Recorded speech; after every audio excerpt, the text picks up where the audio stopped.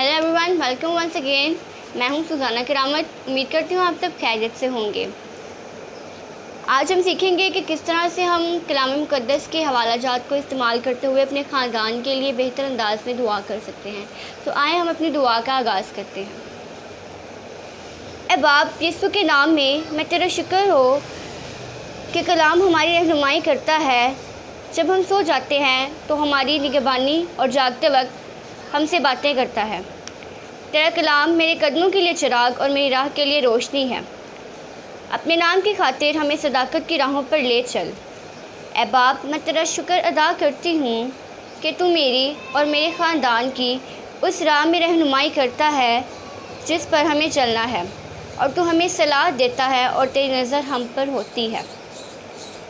मैं और मेरा ख़ानदान अच्छे चरवाहे की आवाज़ सुनते हैं और हम अजनबी शख्स की आवाज़ नहीं सुनेंगे।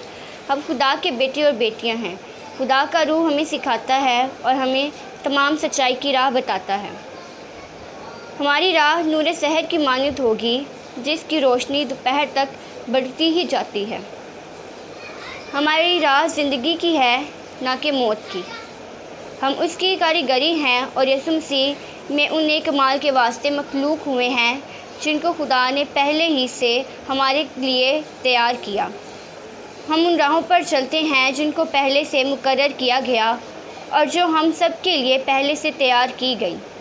हमारे आगे आगे फ़रिश्ता को भेजने के लिए तेरा शुक्र हो, जो हमें उस जगह पहुंचा देगा जिसे तूने तैयार किया है।